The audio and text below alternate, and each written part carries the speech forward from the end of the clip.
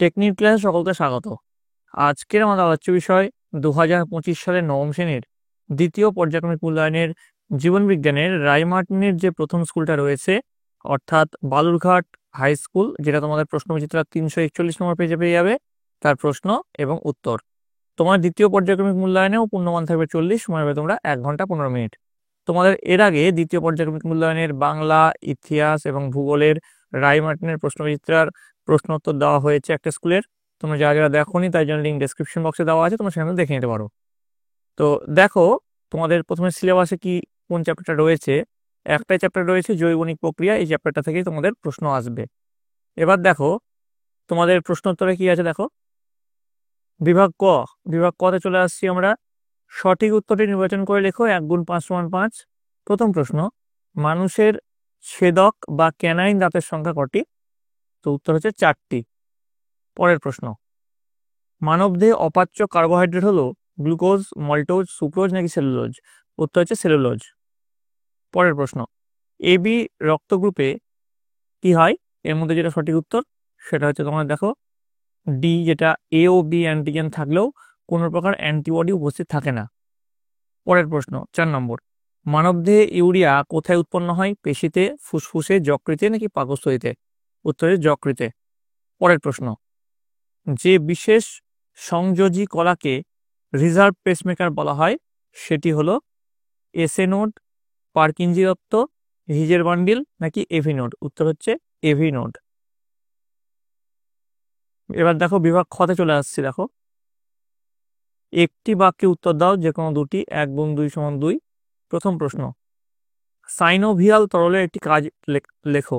উত্তর লিখবে সাইনোভিয়াল তরলের একটি কাজ হলো হাড়ের সংযোগস্থলে পিচ্ছিল কারক হিসাবে কাজ করা, যা হাড়ের ঘর্ষণ কমাতে এবং মসৃণভাবে নড়াচড়া করতে সাহায্য করে। পরের প্রশ্ন, বিসদৃশ শব্দটি বেছে লেখো।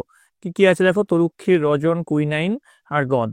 তো এর মধ্যে বিসদৃশ শব্দটি হলো কুইনাইন, কারণ তরুক্ষীর, রজন ও গদ উদ্ভিদের মিশ্রিত পদার্থ, যেখানে কুইনাইন হলো একটি উপক্ষার যা সিনকোনা গাছের বাকল থেকে পাওয়া যায় এবং এটি ম্যালেরিয়া রোগের ওষুধ তৈরিতে ব্যবহৃত হয়। পরের প্রশ্ন, একটি প্রাকৃতিক ও একটি কৃত্রিম তঞ্চন রোধক পদার্থের নাম লেখো। উত্তর লিখবে একটি প্রাকৃতিক তঞ্চন রোধক পদার্থের নাম হলো হেপারিন এবং একটি কৃত্রিম তঞ্চন রোধক পদার্থের নাম হলো সোডিয়াম সাইট্রেট। নেক্সট দেখো, শূন্যস্থান পূরণ করতে বলেছে যে কোনো দুটি। 1 গুণ 2 সমান 2। প্রথমে লালারসে ড্যাশ উৎসেচক উপস্থিত থাকে। উত্তর হচ্ছে লালারসে টায়ালিন ও লাইসোজাইম উৎসেচক উপস্থিত থাকে। যে কোনো একটা লিখে তোমাদের এখানে হবে। 2 নম্বর, মানুষের একটি শ্বাসপেশির নাম হলো ডায়াফ্রাম বা মধ্যচ্ছদা। সালোক সংশ্লেষের প্রথম উৎপাদিত যৌগটি হলো পিজিএ বা ফসফোগ্লিসারিক অ্যাসিড হলো। এবার দেখো 4 দাগের প্রশ্ন, সত্য অথবা মিথ্যা নিরূপণ করো। যে কোনো দুটি। 1 গুণ 2 সমান 2। আরশোলার রেচন অঙ্গ হলো ম্যালপিজিয়ান কণিকা, এটা সত্য। এডিএইচ হরমোনের প্রভাবে বৃক্কীয় নালিকার জলে পুনঃশোষণ ঘটে, সত্য। অ্যান্টি ডাইউরেটিক হরমোন এর প্রভাবে বৃক্কীয় নালিকার জলের পুনঃশোষণ বৃদ্ধি পায়। রক্তে অবস্থিত একটি নন প্রোটিন নাইট্রোজেন ঘটিত জৈব পদার্থের নাম হলো ফাইব্রিনোজেন, মিথ্যা। রক্তে অবস্থিত একটি নন প্রোটিন নাইট্রোজেন ঘটিত জৈব পদার্থের উদাহরণ হলো ইউরিয়া। ফাইব্রিনোজেন একটি প্রোটিন যা রক্ত তঞ্চনে সাহায্য করে। এবার দেখো পরের প্রশ্ন, বাম স্তম্ভের সঙ্গে ডান স্তম্ভ মেলাতে বলেছে। দেখো বাম স্তম্ভে আছে দ্বিপত্র কপাটিকা, তো সেটা হচ্ছে বাম অলিন্দ ও বাম নিলয়ের সংযোগস্থল। ক্রেবস চক্র এর সঙ্গে মিলবে হচ্ছে টিসিএ চক্র। পরজীবী উদ্ভিদ এর সঙ্গে মিলবে হচ্ছে স্বর্ণলতা। কোহল সন্ধান এর সঙ্গে মিলবে হচ্ছে ইথাইল অ্যালকোহল। চলে আসবো পরের প্রশ্নতে, বিভাগ গতে চলে আসছি। দেখো বিভাগ গতে প্রথম প্রশ্ন কি আছে দেখে নেবো আমরা। নিম্নলিখিত প্রশ্নগুলির সংক্ষিপ্ত উত্তর দাও যে কোনো 5টি। 2 গুণ 5 সমান 10, অর্থাৎ প্রতি প্রশ্নের মান হচ্ছে 2 করে। প্রাণীদেহে রেচনের প্রয়োজনীয়তা লেখো। উত্তর লিখবে প্রাণীদেহে রেচনের প্রয়োজনীয়তা পয়েন্ট করলে দিয়ে লিখবে প্রাণীদেহে রেচনের প্রধান প্রয়োজনীয়তা হলো বিপাক ক্রিয়ার ফলে উৎপন্ন ক্ষতিকর নাইট্রোজেন ঘটিত পদার্থ যেমন ইউরিয়া এবং অতিরিক্ত লবণ ও জল দেহ থেকে নিষ্কাশন করা। এটি দেহের অভ্যন্তরীণ পরিবেশের ভারসাম্য বজায় রাখতে এবং অঙ্গ প্রত্যঙ্গের স্বাভাবিক কার্যকারিতা অক্ষুণ্ণ রাখতে অপরিহার্য। নেক্সট দেখো, 2 নম্বর, সন্ধান প্রক্রিয়ার দুটি অর্থনৈতিক গুরুত্ব লেখো। উত্তর লিখবে সন্ধান প্রক্রিয়ার দুটি অর্থনৈতিক গুরুত্ব দিয়ে প্রথম পয়েন্ট দিবে খাদ্য শিল্পে, দিয়ে লিখবে সন্ধান প্রক্রিয়ার মাধ্যমে অ্যালকোহলযুক্ত পানীয় যেমন বিয়ার, ওয়াইন এবং বেকারি পণ্য যেমন পাউরুটি উৎপাদিত হয়। আর ঔষধ শিল্পে পয়েন্ট করবে, দিয়ে লিখবে কিছু অ্যান্টিবায়োটিক এবং ভিটামিন উৎপাদনে সন্ধান প্রক্রিয়া ব্যবহৃত হয়। পরের প্রশ্ন, রেসারপিনের উৎস একটি অর্থনৈতিক ব্যবহার লেখো। উত্তর লিখবে রেসারপিনের উৎস একটি অর্থনৈতিক ব্যবহার। রেসারপিনের উৎস হলো সর্পগন্ধা নামক উদ্ভিদের মূল। এর একটি অর্থনৈতিক ব্যবহার হলো এটি উচ্চ রক্তচাপ কমানোর ওষুধ তৈরিতে ব্যবহৃত হয়। নেক্সট দেখো, বাষ্পমোচন একটি প্রয়োজনীয় ক্ষতিকর প্রক্রিয়া, উক্তিটি যথার্থতা লেখো। উত্তর লিখবে বাষ্পমোচন উদ্ভিদের জল পরিবহনে সাহায্য করে এবং দেহের তাপমাত্রা নিয়ন্ত্রণে ভূমিকা নেয়, তাই এটি প্রয়োজনীয়। তবে অতিরিক্ত বাষ্পমোচন জলের অভাব ঘটিয়ে উদ্ভিদের ক্ষতি করতে পারে, তাই একে ক্ষতিকারক প্রক্রিয়াও বলা হয়। পরের প্রশ্ন, বিভিন্ন শ্বেত রক্তকণিকার কাজগুলি উল্লেখ করো। এখানে কিন্তু শ্বেত রক্তকণিকার কাজ জানতে চাইনি, বলেছে বিভিন্ন শ্বেত রক্তকণিকার কাজ বলেছে। তো সেই হিসাবে উত্তরটা দেখো, বিভিন্ন প্রকার শ্বেত রক্তকণিকা জীবাণু ধ্বংস করে, অ্যান্টিবডি তৈরি করে এবং অ্যালার্জি প্রতিরোধে সাহায্য করে। নিউট্রোফিল ও ম্যাক্রোফেজ ফ্যাগোসাইটোসিস প্রক্রিয়ায় রোগ জীবাণু ভক্ষণ করে। লিম্ফোসাইট রোগ প্রতিরোধে অ্যান্টিবডি তৈরি করে এবং ইওসিনোফিল অ্যালার্জিক প্রতিক্রিয়ায় অংশ নেয়। ঠিক আছে, এবার দেখো পরের প্রশ্ন, সালোক সংশ্লেষকে জারণ বিজারণ প্রক্রিয়া বলা হয় কেন? তো দেখো এর উত্তরটা কি লেখা আছে, সালোক সংশ্লেষে জল জারিত হয়ে অক্সিজেন উৎপন্ন হয় এবং কার্বন ডাইঅক্সাইড বিজারিত হয়ে গ্লুকোজ উৎপন্ন করে C6H12O6। যেহেতু জারণ ইলেকট্রন বর্জন ও বিজারণ ইলেকট্রন গ্রহণ একসাথেই ঘটে, তাই সালোক সংশ্লেষ একটি জারণ বিজারণ প্রক্রিয়া। পরের প্রশ্ন, ধমনী ও শিরার মধ্যে একটি গঠনগত ও একটি কার্যগত পার্থক্য লেখো। তো গঠনগত পার্থক্য কি? ধমনীর প্রাচীর পুরু ও স্থিতিস্থাপক হয়, শিরার প্রাচীর পাতলা ও কম স্থিতিস্থাপক হয়। আর কার্যগত পার্থক্য, ধমনী হৃৎপিণ্ড থেকে রক্ত দেহের বিভিন্ন অংশে বহন করে, আর শিরা দেহের বিভিন্ন অংশ থেকে রক্ত হৃৎপিণ্ডে ফিরিয়ে নিয়ে আসে। পরের প্রশ্ন, বিভাগ ঘতে চলে আসছি আমরা এবার। নিম্নলিখিত প্রশ্নগুলির উত্তর দাও। প্রথম প্রশ্ন দেখো কি আছে, সালোক সংশ্লেষের আলোক নিরপেক্ষ দশাটি শব্দচিত্রের সাহায্যে উপস্থাপিত করো। আর পরে বলেছে উদ্ভিদের রেচন পদার্থ ত্যাগের যে কোনো দুটি পদ্ধতি আলোচনা করো। তো দেখো সালোক সংশ্লেষের আলোক নিরপেক্ষ দশা, সেটা তোমাদের এখানে শব্দচিত্রের সাহায্যে এখানে লেখানো হচ্ছে, তোমরা দেখে নাও, আমি আর পড়ছি না। ঠিক আছে, দেখো এখানে অ্যানিমেশনে দেখানো হচ্ছে, অ্যানিমেশনের সাহায্যে যেমন করে এখানে লেখানো হচ্ছে তোমাদের উত্তরটাও কিন্তু ঠিক তেমনভাবে দিবে। ঠিক আছে, এটা কেলভিন চক্র হবে। ঠিক আছে, এই জায়গাটা ঠিক করে নিও। এবার দেখো পরের পার্টে যে প্রশ্নটা আছে, উদ্ভিদের রেচন পদার্থ ত্যাগের যে কোনো দুটি পদ্ধতি আলোচনা করো। তার উত্তরটা আমরা পরের স্লাইডে লিখবো। তো আশা করি তোমরা দেখে নিয়েছো ভিডিওটা পজ করে। এবার চলে আসছি পরবর্তী স্লাইডে। দেখো দুটি রেচন ত্যাগের দুটি পদ্ধতি, একটা হচ্ছে পত্রমোচন বা লিফ ফল।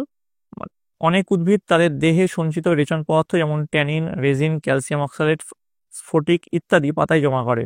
শীতকালে বা শুষ্ক ঋতুতে যখন গাছের আর পাতার প্রয়োজন হয় না, তখন এই পাতাগুলি ঝরে পড়ে এবং রেচন পদার্থ দেহের বাইরে নির্গত হয়। পরেরটা হচ্ছে ফলমোচন। কিছু উদ্ভিদ তাদের রেচন পদার্থ ফলে সঞ্চিত করে এবং ফল পরিপক্ক হওয়ার পর যখন তা মাটিতে পড়ে যায়, তখন রেচন পদার্থ দেহ থেকে অপসারিত হয়। ফলে ফলের ত্বক ও বীজপত্রে অনেক সময় বিভিন্ন প্রকার রেচন পদার্থ জমা থাকে। এবার দেখো পরের প্রশ্ন কি আছে, দেখো পরের প্রশ্ন রয়েছে অথবা দিয়ে, গ্লোমেরুলীয় পরিশ্রুত তরলকে মূত্র বলা হয় না কেন? আর ফ্লোয়েমের মধ্যে দিয়ে কিভাবে খাদ্য পরিবাহিত হয় তা বুঝিয়ে লেখো। 2+3 আছে। তো গ্লোমেরুলীয় পরিশ্রুত তরলকে মূত্র বলা হয় না কারণ এই তরলটি এখনো চূড়ান্ত মূত্রের রূপ নেয়নি। গ্লোমেরুলাস থেকে বোম্যান্স ক্যাপসুলে পরিশ্রুত হওয়ার পর এই তরলে জল, গ্লুকোজ, অ্যামিনো অ্যাসিড, লবণ ও অন্যান্য প্রয়োজনীয় পদার্থ থাকে। বৃক্কীয় নালিকার বিভিন্ন অংশে যেমন নিকটবর্তী সংবর্তনালিকা, হেনরি লুপ, দূরবর্তী সংবর্তনালিকা, এই পরিশ্রুত তরলের পুনঃশোষণ এবং নিঃসরণ ঘটে। এই প্রক্রিয়ার মাধ্যমে অপ্রয়োজনীয় ও ক্ষতিকারক পদার্থগুলি মূত্রের সাথে দেহ থেকে নির্গত হয় এবং প্রয়োজনীয় পদার্থগুলি রক্তে ফিরে যায়। তাই গ্লোমেরুলীয় পরিশ্রুত তরল হলো মূত্র তৈরির প্রাথমিক ধাপ। এবার দেখো পরের যেটা আছে, ফ্লোয়েমের মধ্যে দিয়ে কিভাবে খাদ্য পরিবাহিত হয় তা বুঝিয়ে দেখো, যার মান আছে 3। দেখো ফ্লোয়েমের মধ্যে দিয়ে খাদ্য পরিবহনের একটি জটিল প্রক্রিয়া। এখানে তোমরা লিখবে, এখানে দেখো 7টা পয়েন্ট লেখানো হয়েছে। উৎস থেকে পাতার কোষের শর্করা তৈরি, ফ্লোয়েম লোডিং, অসমোসিসের মাধ্যমে জলের প্রবেশ, চাপের সৃষ্টি, সিভ টিউবের মাধ্যমে দ্রবণের প্রবাহ, ফ্লোয়েম আনলোডিং, জলের প্রস্থান। ঠিক আছে, তো এইটাই তোমরা এখানে লিখবে যেমন করে এখানে লেখানো হচ্ছে। ঠিক আছে, আশা করি তোমরা ভিডিওটা পজ করে সবাই লিখে নিয়েছো। ভিডিওটা যেহেতু তোমার একটু লম্বা হয়ে যাচ্ছে, আমি তার জন্য আর পড়লাম না। চলে আসছি পরবর্তী প্রশ্নে। ধূমপান স্বাস্থ্যের পক্ষে ক্ষতিকারক কেন? আর বলেছে রক্ততঞ্চন পদ্ধতিটি শব্দচক্রের মাধ্যমে দেখাও। তো ধূমপান স্বাস্থ্যের পক্ষে ক্ষতিকারক হওয়ার কারণগুলি বহুবিধ। এর প্রধান কারণগুলি হলো, প্রথম পয়েন্ট দিবে শ্বাসতন্ত্রের ক্ষতি। ঠিক আছে, তারপরে পয়েন্ট দিবে হৃদরোগের ঝুঁকি বৃদ্ধি, যেমন করে এখানে লেখানো হচ্ছে তেমন করে লিখবে ক্যান্সারের ঝুঁকি বৃদ্ধি আর অন্যান্য স্বাস্থ্য সমস্যা। এইসব পয়েন্টের উপর বেস করে ধূমপান স্বাস্থ্যের পক্ষে ক্ষতিকারক কেন তার উত্তরটা তোমরা লিখবে। পরবর্তী পার্টের যে প্রশ্ন আছে, রক্ততঞ্চন পদ্ধতিটি শব্দচক্রের সাহায্যে দেখাও। দেখো শব্দচক্রের সাহায্যে কিভাবে লেখানো হচ্ছে দেখো, যেমন করে তোমাদের এখানে অ্যানিমেশনের মাধ্যমে দেখানো হচ্ছে, ঠিক এইভাবে তোমরা রক্ততঞ্চন পদ্ধতি তোমরা শব্দচক্রের মাধ্যমে লিখবে। আশা করি তোমরা সকলে দেখে নিচ্ছ। ফাইব্রিন হলো এবার রক্তকণিকা ও প্লাজমা, তারপরে রক্তের জমাট বা তঞ্চন। ঠিক আছে, এই ছকটা লিখলেই হবে। এবার চলে আসছি পরবর্তী প্রশ্ন। অথবা দিয়ে আছে, তুমি আজ সকালে পরীক্ষা দিতে আসার আগে ভাত, ডাল ও একটি মাছ ভাজা খেয়েছো। তোমার পৌষ্টিকনালীর বিভিন্ন অংশে খাদ্যগুলি কিভাবে পরিপাক হবে তার একটি তালিকা প্রস্তুত করো।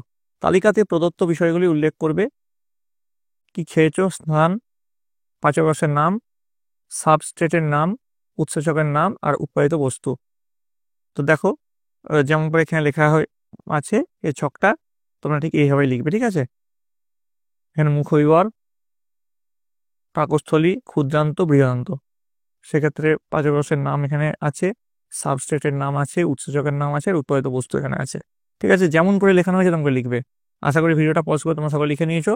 চলে আসবো পরবর্তী যে প্রশ্ন। মানব হৃৎপিণ্ডের চিত্র অঙ্কন করে নিম্নলিখিত অংশগুলি চিহ্নিত করো। কি কি বলেছে? বাম নিলয় বলেছে। তারপরে দেখো এই যে বাম নিলয় দেখতে পাচ্ছ এখানে, ফুসফুসীয় শিরা, ফুসফুসীয় শিরা দেখতে পাচ্ছ, মহাধমনী, মহাধমনী দেখতে পাচ্ছ, ত্রিপত্র কপাটিকা, ত্রিপত্র কপাটিকা তোমরা এখানে দেখতে পাচ্ছ। ঠিক আছে, এই অংশগুলো তোমরা চিহ্নিত করবে। আশা করি তোমরা সকলে দেখে নিয়েছো এবং সুন্দর করে ছবিটা খাতায় এঁকে নিয়েছো। চলে আসবো পরবর্তী প্রশ্নে। অথবা দিয়ে আছে, নেফ্রনের চিত্র অঙ্কন করে নিম্নলিখিত অংশগুলি চিহ্নিত করো। কি বলেছে? অন্তর্মুখী ধমনিকা, বাউম্যানস ক্যাপসুল, সংগ্রাহক নালিকা আর হেনলিন লুপ, এগুলো বলেছে। তো দেখো অন্তর্মুখী ধমনিকা দেখতে পাচ্ছ এখানে। ঠিক আছে, তারপরে এখানে দেখতে পাচ্ছ তোমরা বাউম্যানস ক্যাপসুল, তারপরে বলেছে সংগ্রাহক নালিকা, দেখতে পাচ্ছ এটা সংগ্রাহক নালিকা, এবং সবশেষে হেনরির লুপ, যেটা এটা হচ্ছে হেনরির লুপ। ঠিক আছে, তো এই পয়েন্টিংটাই তোমাদের এখানে করতে বলেছে। আশা করি তোমরা সকলে খাতায় করে নিয়েছ। তো এই ছিল তোমাদের নবম শ্রেণীর দ্বিতীয় পর্যায়ক্রমিক মূল্যায়নের জীবন বিজ্ঞানের প্রশ্ন এবং তার উত্তর। তোমাদের যদি এই ভিডিওটা ভালো লেগে থাকে অবশ্যই একটু লাইক করবে, বন্ধুদের কাছে অনেক অনেক শেয়ার করবে। আর এর পরবর্তীতে তোমাদের কোন সাবজেক্টের প্রশ্ন উত্তর চাই সেটা কমেন্ট লিখে জানাবে, এবং কমেন্টে তোমাদের বিদ্যালয়ের নাম এবং কে কোন জায়গা থেকে দেখছো সেটা কিন্তু লিখতে ভুলবে না। আর এই প্রশ্ন গিয়ে তোমাদের হুবহু আসবে তার কোনো মানে নেই, এরকম টাইপের প্রশ্ন আসবে। তোমরা তোমাদের বইয়ের যে চ্যাপ্টারটা আছে, একটাই চ্যাপ্টার আছে, সেই চ্যাপ্টারটা ভালো করে খুঁটিয়ে পড়ো। আমি সেই চ্যাপ্টারটার যে ইম্পর্টেন্ট প্রশ্ন এবং তার উত্তর সেটা তোমাদের জন্য নিয়ে আসবো। তো সেটা তোমরা ভালো করে দেখবে, তার জন্য অবশ্যই এই চ্যানেলটা তোমাদের কিন্তু সাবস্ক্রাইব করে রাখতে হবে। তো পরবর্তীতে রায় মার্টিনের কোন স্কুলের প্রশ্ন উত্তর তোমরা চাও সেটাও কিন্তু কমেন্ট করে তোমরা অবশ্যই জানাবে। তো তোমরা সকলে মন দিয়ে পড়াশোনা করো, তোমরা সকলে ভালো থাকো, তোমরা সকলে সুস্থ থাকো।